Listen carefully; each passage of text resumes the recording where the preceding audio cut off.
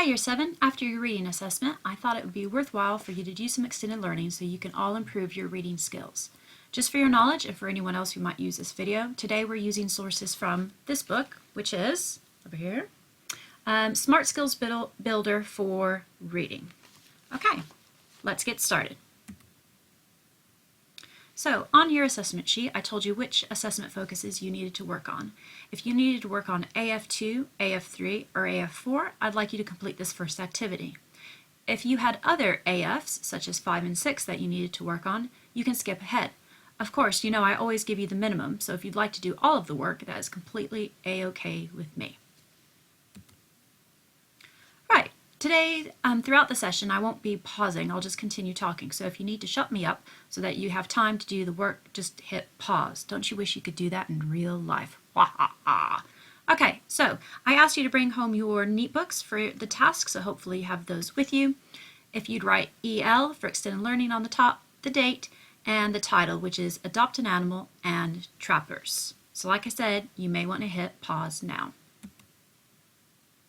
The first thing that I want to teach you today, and for some of you it will be a reminder, is the persuasive devices. So I use something called trappers to help remind me and my students what devices can be used to persuade readers. So students, I'd like you to draw this table in your neat book. So T stands for a triad. A triad is a list of 3 words that are linked. R is rhetorical question, a question that is meant to get the reader to think. A stands for adjectives and adverbs, and as the screen tells you, adjectives are words that describe nouns, and adverbs are words that describe verbs. And of course, I hope you are pausing as we go along and you're copying this into your neat book. P stands for polls or statistics, so for those you usually want to look for percentages. The second P stands for personal anecdote, and remember an anecdote is a little story. The E stands for emotive language, so words that create a feeling in the reader.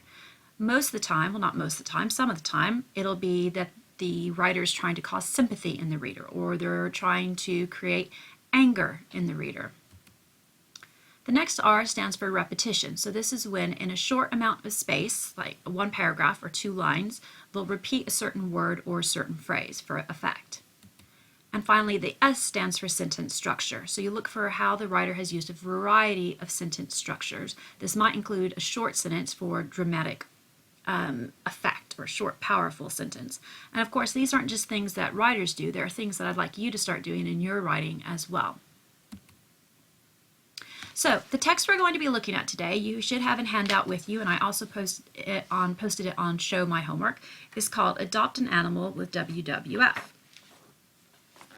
And it looks like this. Okay, so we're just going to have a quick read of this together. As it tells you on the screen, you need to, just going to move me out of the way there, you need a copy of the article and a pen. And while you're listening and while you're following along, you should be on the lookout for trappers. So let's have a quick read of this. Of course, you can always listen to it later if I'm going too fast for you. So it says, adopt a wild animal for yourself or a friend and help us safeguard the future of these species and tackle some of the biggest conservation challenges facing our world today. Our 6 animals are all real wild animals located in a project area funded or run by WWF, not a sanctuary or zoo. Please note, the adoption project will be delivered in a box that will not fit through a letterbox. If you are not at home when the adoption is delivered, you may have to collect it from a Royal Mail sorting office. Adopt any of these animals from as little as $2.50 a month and we'll send you a welcome pack containing a certificate, a print of your animal, facts about the species, a greetings card, tips on a greener lifestyle, WWF screensavers, and a soft toy. You'll also receive quarterly updates. Adopt Malu Pothy. Malu Pothy, meaning female. Species, Bengal tiger. About Malu Pothy. Malu Pothy lives in Sokolofanta Wildlife Reserve in Nepal. Like all tigers, she is shy and elusive and maintains a relatively fixed home range in the northeastern part of the reserve. She has given birth to 3 cubs, all now fend for themselves. About tigers. Malu Pothy is one of the last 123 tigers left in Nepal. It's vital that we do everything we can to protect these beautiful creatures. WWF is monitoring the tigers where Malupathy lives and strengthening anti-poaching patrols in the area. By adopting Malupathy from just $2.50 a month, you can help WWF to protect wild tigers and build a future in which humans live in harmony with nature. Right, I hope you saw some trappers there. So I'd like you to draw this table into your neat book. So we're going to look at the device that the writer used, we're going to look at an example, and then we're going to look at the effect. So I've given you 4 possible devices that I noticed. 3 of them are trappers, and I've also added an extra one, which is called direct address. This is when they speak directly to the reader.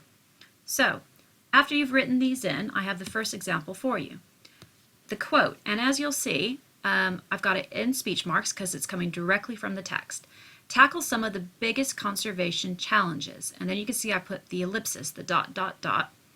That's because the sentence carries on, okay? Now, what is the effect of the writer using the adverb biggest? Well, I think it's because they want to emphasize the fact that this is a huge challenge for the WWF and for our world. So the effect is that the reader realizes that the WWF needs our help and saving wildlife is a big concern.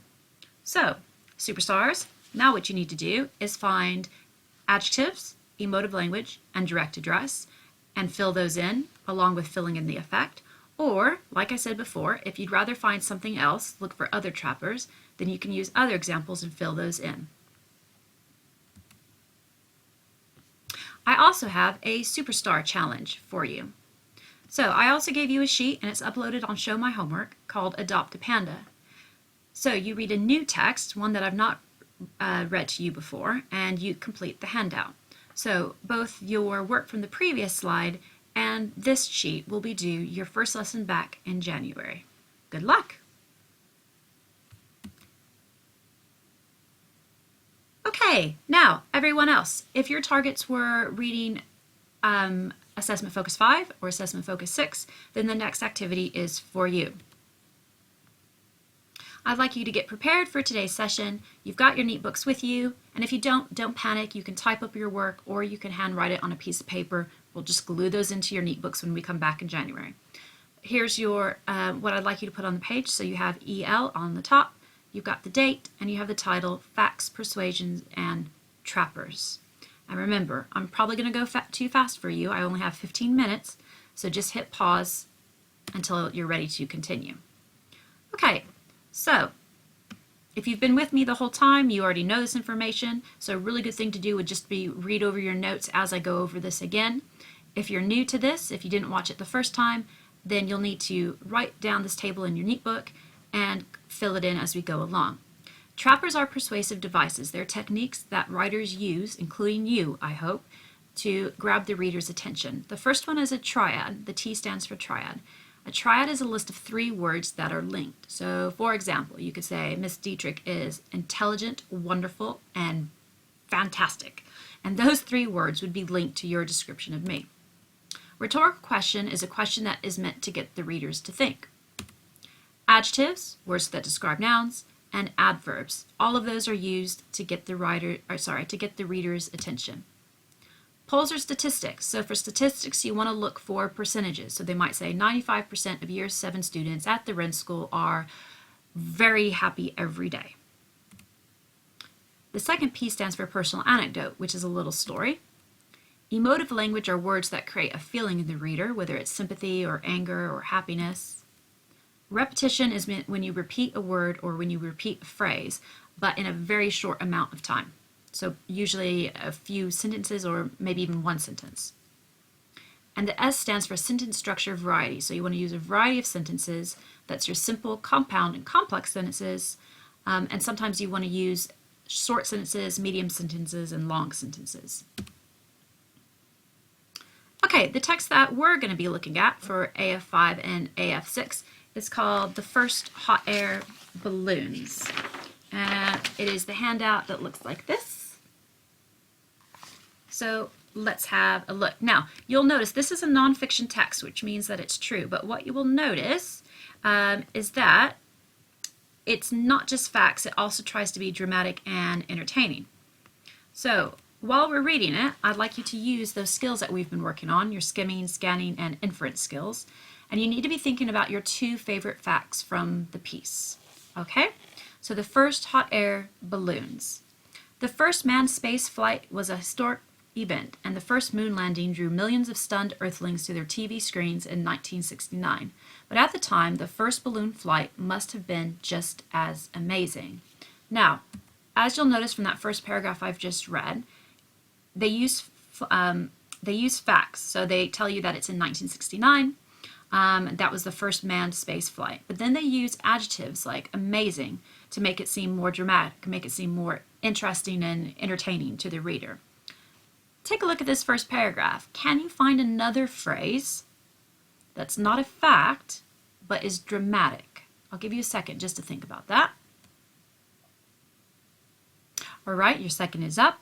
The phrase I was looking for is stunned Earthlings. So they try to make it a little bit funny and a little bit interesting for you.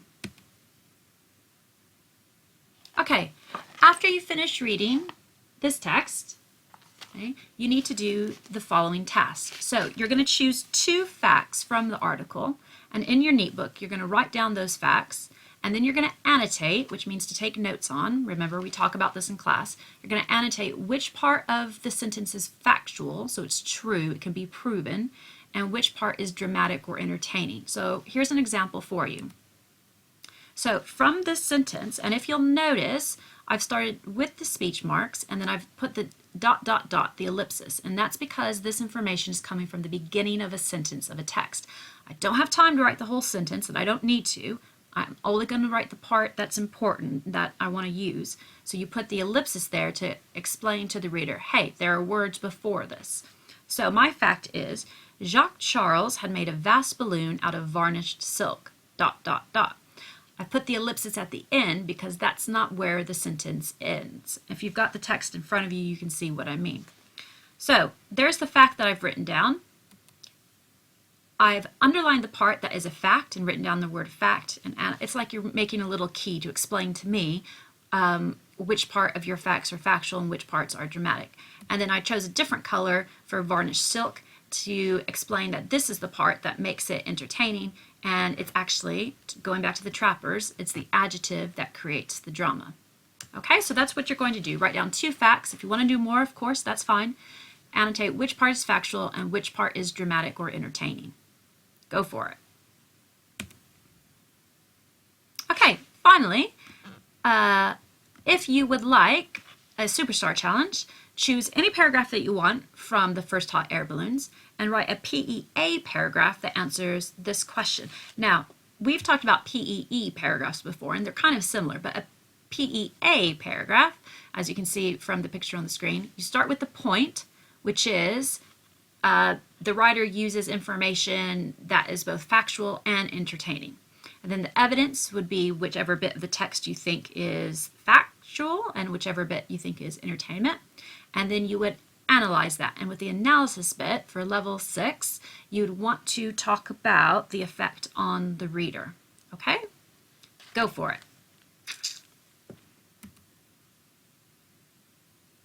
Okay, well done everyone.